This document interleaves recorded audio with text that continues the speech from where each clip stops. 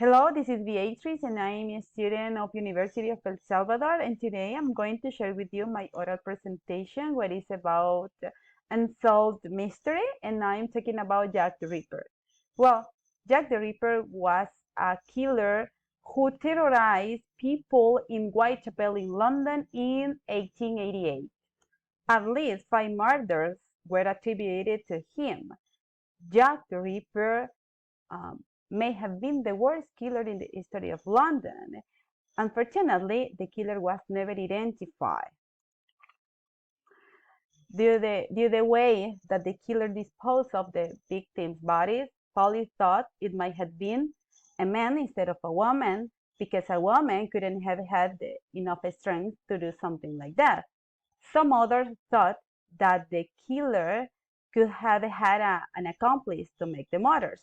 And I think that some victims could have known the killer because it is said that some victims were prostitutes. So therefore, I think that the killer could have been a client. Moreover, could the police have found any evidence when they discovered the victims? Well, apparently they found a shawl and the shawl had blood and semen.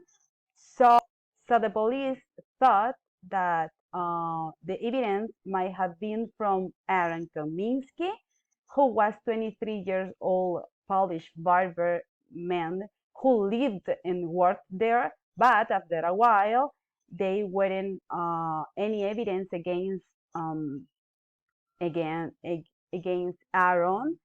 So they felt frustrated because there were few technical details from the show.